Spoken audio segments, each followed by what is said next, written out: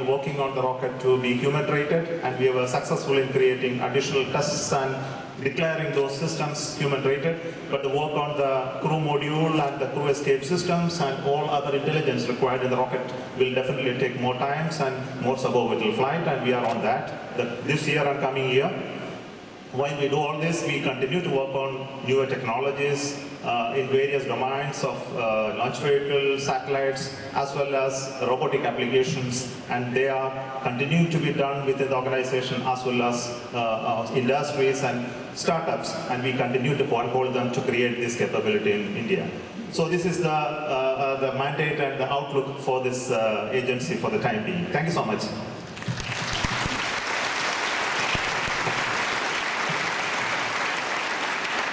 Thank you so much for this first round, and we see that you are using actively the Slido platform, so please keep on forwarding questions.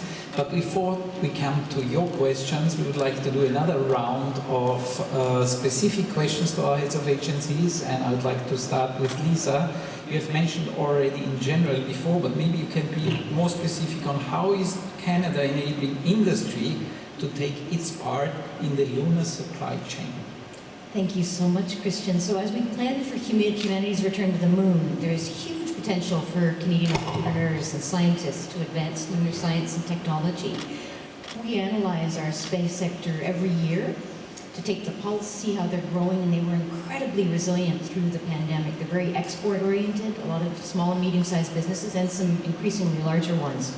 We created the Lunar Exploration Accelerator Program that funds commercialization of innovative ideas. And so we see that bearing fruit, huge interest, and it's already preparing us to go to the moon, Mars, and beyond. As part of this, I mentioned earlier, we're proud to be launching our first ever lunar rover. The rover will explore the moon's south pole, study its geology, and also identify areas containing ice. We'll test how these components can work together to overcome the significant challenge of surviving a frigid night on the moon.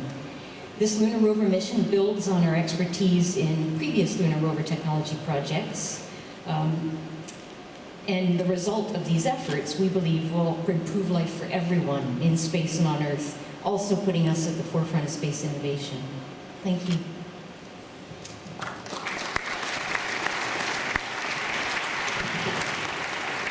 Thank you very much, Lisa. My question goes now to Mr. Sommernath from ISRO. The government of India has announced reforms in the space sector. You have been talking about that, with an intention of more private participation in space activities.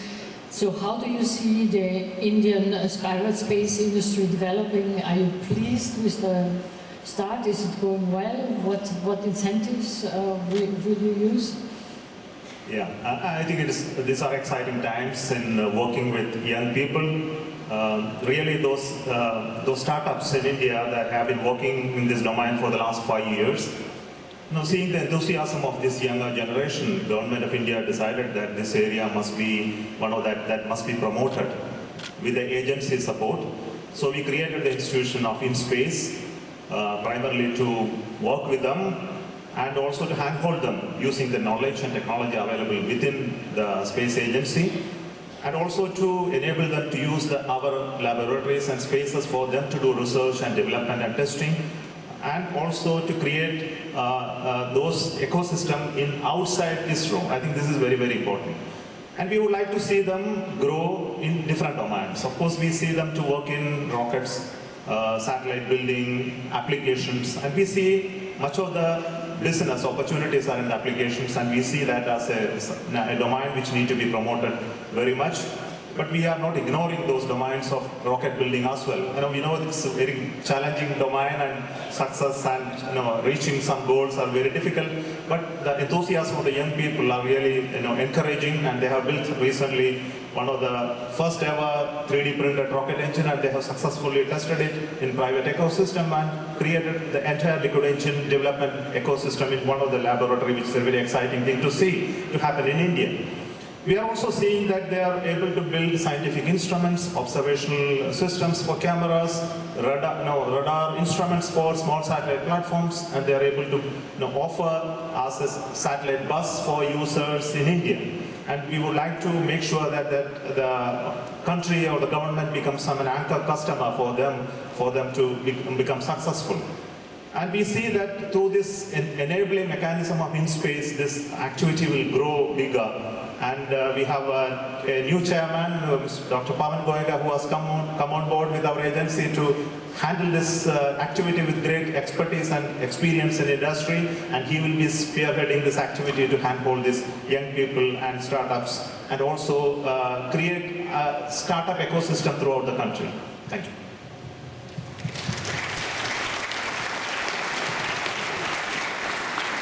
Thank you so much, Dr. Somanath. I would like to address my next question to Josef Aschbacher. There's been a lot of talk about the accelerators over the last year. Where do they currently stand? And can we look forward to them being covered in the 2020 ministerial coming up in November? No, thank you, Christian. So where do we stand with the accelerators? Maybe before I explain where we stand, just one quick word of what they are. Many of you, of course, in Europe know, because you have been involved in shaping them and defining them. The accelerators is a new concept of how we would like to bring space, I would say, beyond the more classical way of funding and defining space projects, but really making sure that we go very deep in addressing the main concerns of people, which are climate change, rapid and resilient crisis response, protecting our assets in space, and also engaging those communities in space programs or space projects. Take an example of the decarbonization of the economy, which is in everyone's mind. Every country, or most countries, have very clear targets of decarbonizing the economy by, say, 2050. That means converting one way of using fossil fuels into more sustainable ones, of traffic into more sustainable ways of traffic, in agriculture, changing agricultural practices, and so on. So there are many aspects where politicians are very concerned of how to decarbonize the economy,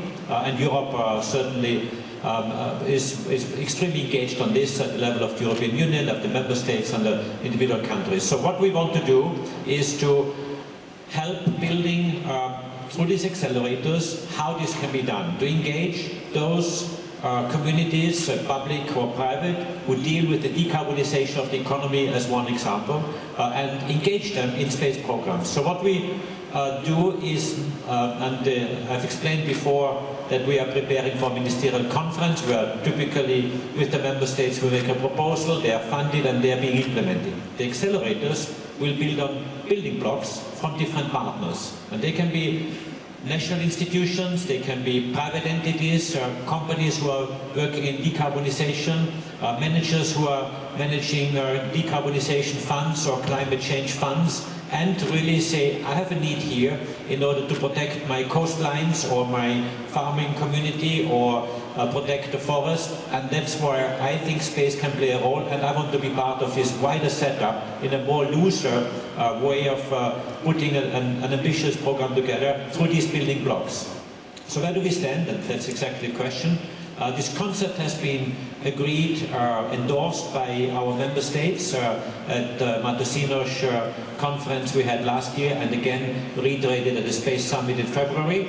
I've got the mandate to now work on them. The first one to work on is on Space for Green Future, which aims at decarbonization, as mentioned before, and really build up contributions, governance, and of course the content and the architecture of this project. So this is happening right now. You may not hear so much about this because it is very exciting, and I want to avoid that all the excitement jumps on the accelerators while preparing a ministerial conference where, of course, we have very concrete proposals and programs on the table and need to focalize the energy and the funding on the ministerial conference. But we are preparing, we have established a team in-house in ISA of about 5-7 people. They are now starting to put the main rules of engagement together, and then after the ministerial, immediately we will work with partners to build up these building blocks first define the governance under which rules you participate, and then collect these contributions. And this is not only European, this is a global affair, a global undertaking, so I really would like to invite all of you who have an interest to contact us, myself or my colleagues. This will be something that I really would like to reinforce with quite some energy after the ministerial, but until November our mind is really focused on getting the ministerial right. Thank you. Thank you, Jürgen.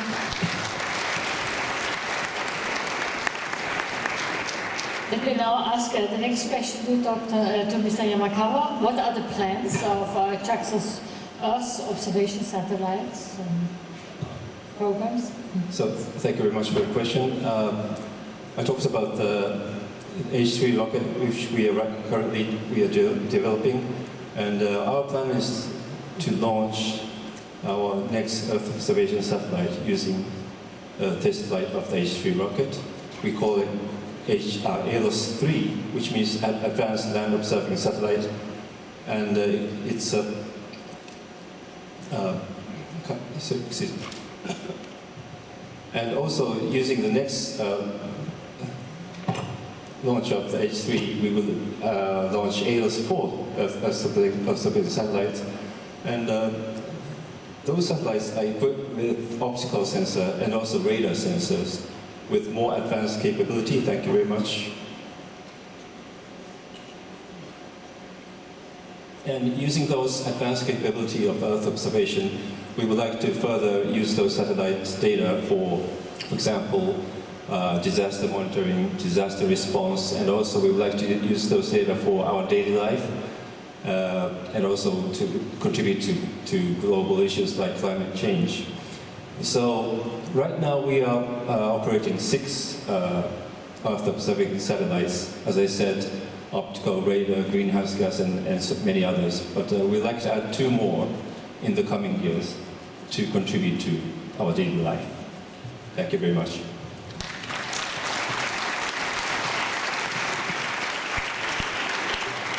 Thank you so much, Mr. Yamakawa. Next question is for Bill Nelson.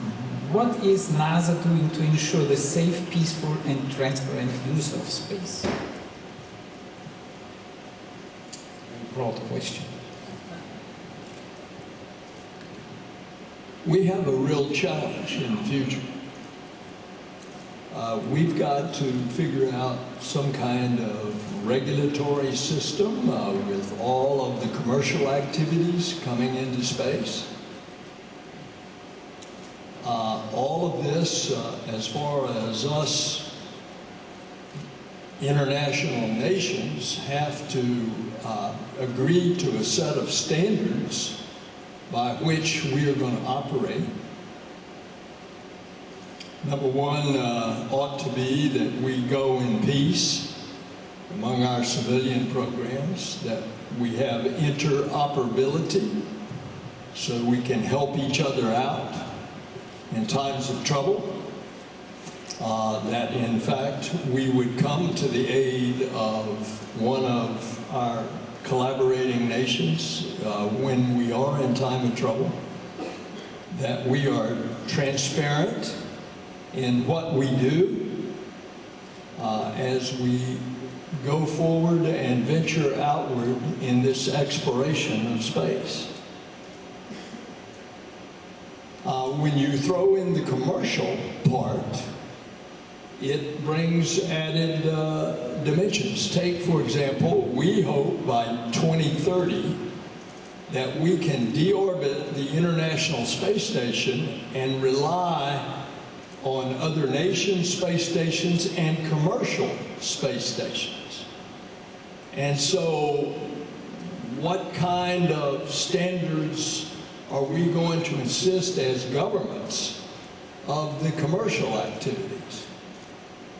And then as we venture further on out to the moon, to Mars, we settle there. What are the standards that we're going to operate? Not only internationally, but also commercially. As we go out to asteroids and mine perhaps precious minerals. We've got to face the fact that we've got to have some frame of reference in which to do that. So it's going to be a very exciting future because of the advance of technology and the advance of the human desire in each one of us to explore and at the same time to all get along as we do this.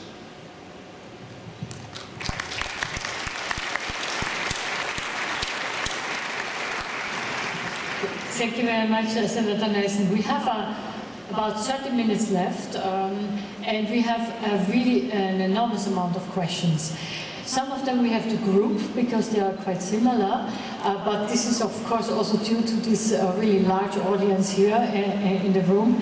So we have some short questions for the panel, which are really directed to one country or to one participant, and then we have some broader questions. So we're going to mix them a little bit up, and I'm going to start. And that is a question for Israel. What is the status of the Indian crewed spacecraft? Will it be possible for astronauts from other countries to participate in Indian crewed missions? Really an interesting question. Yeah. First, we have to prove that it is okay for Indians. So that we are on that job first. So our program today, the Gaganyaan program, is intended to prove the capability demonstration. And beyond that, what we should do is yet to be decided and announced. So I am not going to speak about that. Of course, the possibility of ensuring the standards, as Senator Nelson mentioned, is one of the important issues when you talk about human crafts. And we are definitely looking at how to standardize those interfaces for possible working with other agencies in the future. I think this is definitely there. So that definitely opens possibilities of the nature, the question that you asked. Yes, thank you. Thank you very much.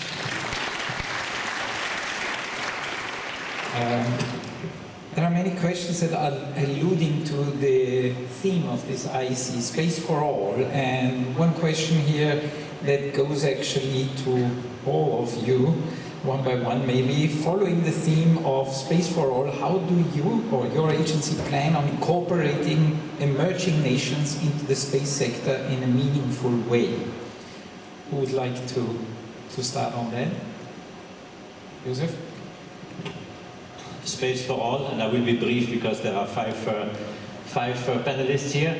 Space for All for us really means at ESA and in Europe that we put at the disposal to humankind worldwide data that are essential for their daily life. I take Copernicus as one example. We are having a fleet of satellites in orbit measuring all elements of our planet for agriculture, for disaster management, for climate monitoring, and many information that you require for daily life. We provide this data, about 300 terabytes per day, to the global community. It's one of the largest data dissemination systems we've put together in order to do that. And the data are free of charge for every single person on this planet of any place in the world, typically within 3 hours depending on the satellite, but as soon as the acquisition is done. So this is really a service that Europe collectively puts at the disposal of all, literally, Space for All, as is the theme of this conference. Thank you, Joseph. Lisa, I know that the Canadian Space Agency was actively participating in our latest edition of the IF Global Conference on Space for Emerging Countries. How does the Canadian Space Agency embrace emerging countries? So similarly to what Joseph said, we've seen the benefits of space for everyone, and that shouldn't be for only some countries. So it's incumbent, I think, on any country that has space capabilities to share those. Share the knowledge, share the technology, make the science open. In Canada, we just launched an Earth observation strategy, and the cornerstone of that is to make as much data accessible to everyone as possible. We know it stimulates innovation, new business models, and that it's very useful to countries as well. So that's a big piece of what we want to do, is to bring more countries, more individuals, more companies into the space community globally.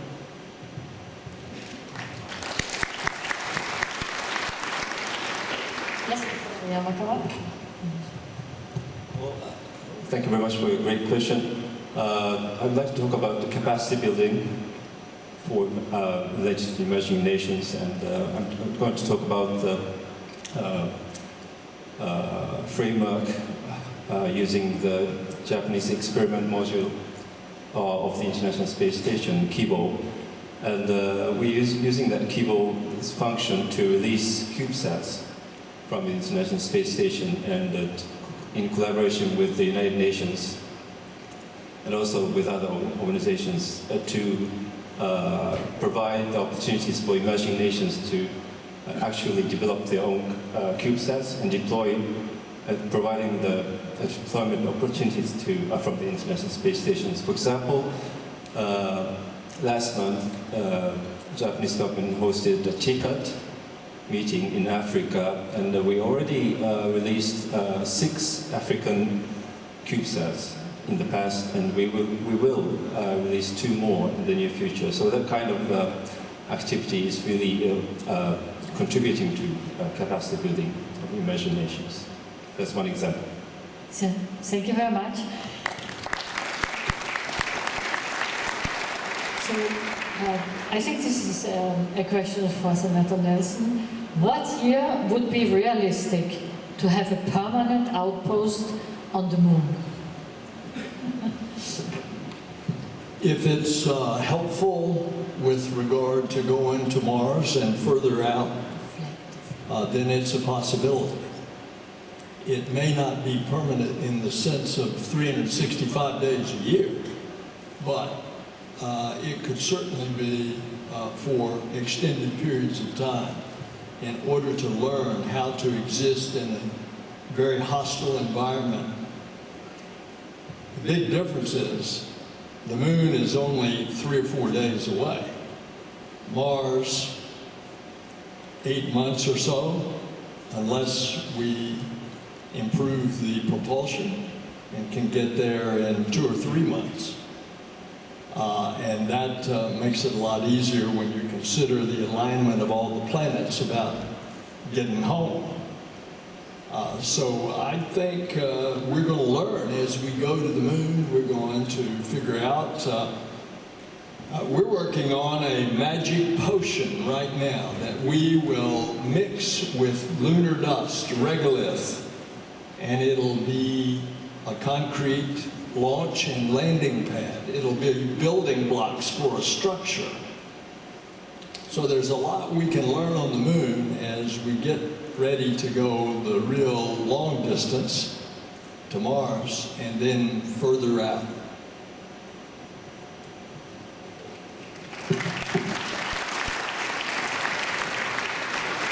Thank you very much. We have a question for yeah, we have a question for Josef Aschbacher, for ESA. Do other agencies have plans to follow ESA in developing, well, actually, it's for everybody. Do other agencies have plans to follow ESA in developing their own para-astronaut feasibility project? Maybe you could just explain in 1 second. Yeah. What is the para-astronaut project?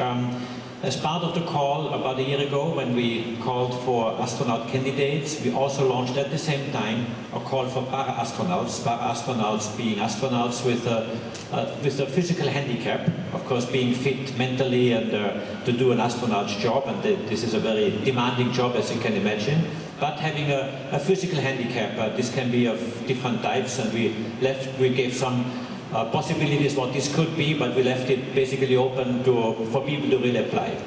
And it was very encouraging, the feedback we got. We got quite a large number of applications from people with a physical handicap who want to become an astronaut.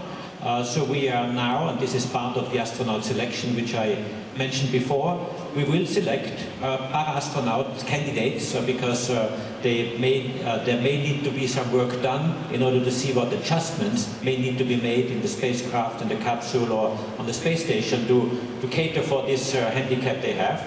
But this is ongoing. The announcement will be done together with the other astronaut announcements in November this year. And then we will of course see what next steps we will take in order to get them into space. But yes, I'm very committed.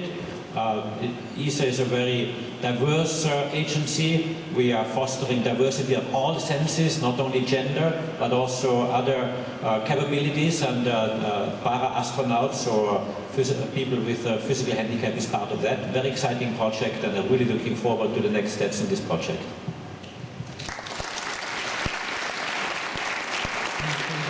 I think the question was also to other agencies, whether there are any plans to follow this example. Lisa? We're going to be in a race for talent to work in space, not only astronaut corps and professionally trained astronauts, but everyone in space. And we need to increase the diversity of people who we hire. So I admire what ESA has done. I think it's the right thing, and I hope that many countries, including my own, will follow suit, not just for our astronauts, but for across the capabilities that we need to get to space. Whether it's in finance, engineering, arts, project management, we need to make sure that it represents the populations who we serve. Senator Nelson. Diversity, equity, inclusion is a major part of NASA's thrust into space. And that's why we have said, as was mentioned here earlier, that the first landing on the moon after a half a century will be the first woman and the next man, and along those landings will also be the first person of color from the U.S. With regard to, I could really commend you, Joseph, on looking for astronauts that might have a physical handicap. There would have to be adjustments. As you know, in 0G, my first experience in 0G, I wanted to get from here to there, and I did this. And that doesn't help you at all. So you learn that you push or pull yourself. And often how you steady yourself are foot loops, so that you get your feet in foot loops, and then you've got your hands free and you can stabilize yourself. With whatever the particular physical handicap is, would bring a new challenge, but certainly not one that can not be overcome. So it's, as a matter of fact, there would be a freeing experience for some physical handicaps in 0G. But the primary thing is safety. Don't forget that. And that's why we scrubbed the first time on that big rocket on pad 39B. We scrubbed the second time. We're hoping to launch, if the tanking test works, next Wednesday. We're hoping to launch on the 27th. This is a test flight. We're going to stress it and test it before we put humans on the top of it. And so safety, as we go into these different programs, safety is certainly one of the primary aspects. Thank you very much. So, as we... Okay, please, how should go ahead. So thank you very much. I also admire ESA's policy or direction in terms of the astronaut diversity. And JAXA is also currently selecting new JAXA astronauts especially for the Artemis program. But I can say nothing about that because right now we're in the selection process, so I stopped telling something about that. But as Lisa pointed out, diversity is quite important, not only for astronauts, but also for everybody, space community. So that's what I think right now. Thank you very much. Thank you. So we have a very large young generation here at this Congress, and approximately 45% of participants are below 35. And so there's a question from the young generation. What is, in your opinion, the support of student research groups working on high-level space technology? How can you foster that? Maybe we start with you, Mr. Sommermann.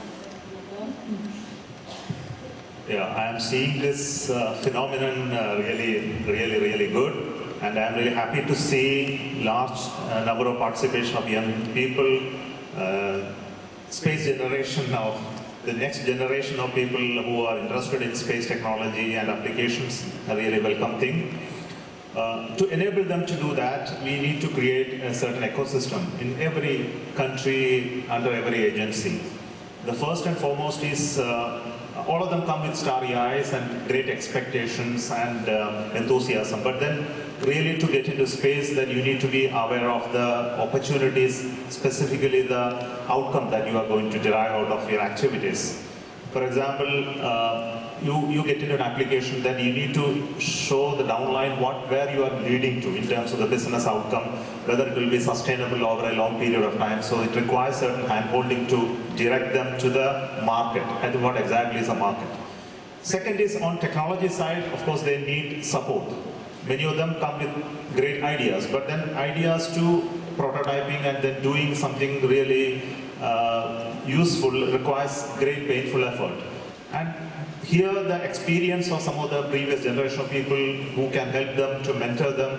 So the mentoring of the younger people by a previous generation is very essential. And many of them don't find those avenues or the platforms where this mentoring can actually take place. And I'm very happy that some of those initiatives in ESA, I'm seeing that, and many other agencies, there is a mentoring ecosystem that you are developing, how to put people in front, whether they can come and then connect with that. So the third part of it is funding. Okay, for young people there is a lot of ideas, but then to convert them that you need money, and then sourcing that, and then with minimizing the risks is another important thing. And here we continue to tell big players, companies who have already invested in space and they have created a name for themselves, please contribute to this cause and then support these young people. Though there may be smaller companies who could be your threat at later point of time, but this is important that you handhold them, support them through seed funding opportunities, and not take over them immediately. Allow them to grow, to show where they are going to. I think these three things, if you do, I believe that younger people will definitely show there are better ways of doing space than what we old generation people do. Okay. Lisa, do you have a microphone? No. This is a wonderful question and a really exciting one. More than ever before, the cost to enter space has come down and it's much more accessible.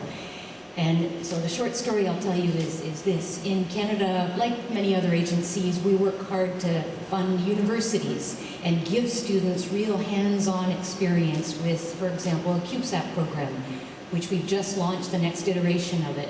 So students get to build and design their own satellites that are launched into space and conduct real science. And many of those students go on to form businesses and stay in their own communities across Canada. And recently, I was traveling internationally and heard from another country that they were very interested in one of these small Canadian companies, and we could trace it back to funding that we gave and the studies that student did and the business that they then funded. And there are many stories like this. It's very exciting. So I'll echo what my colleague said. It's access to technology, support during it, and real hands-on experience, and then helping with funding. And magic happens. Thank you.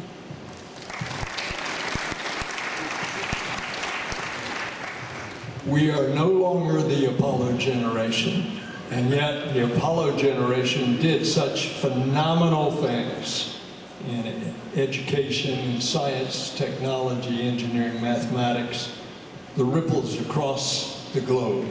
We are now the Artemis generation. We're going back to the moon and on to Mars. And out of that is going to come a revolution of new technologies, all of which is going to come out of the younger generation.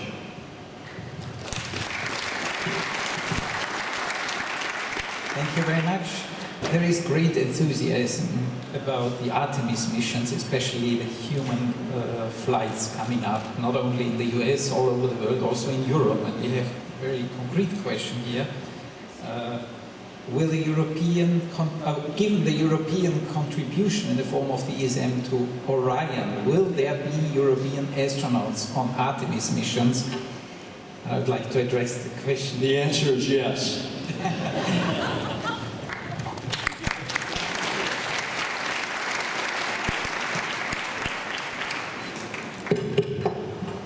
Yeah, I thought that there would be an answer. No, the answer is yes, because we have an agreement between NASA and ESA on flying based on our contributions which we give to the Artemis program, the Gateway through ESPRI, IHARP, of course the ESMs and many other corporations. So we have 3 flights guaranteed. 2 of them are already allocated, 1 is still to be allocated, and of course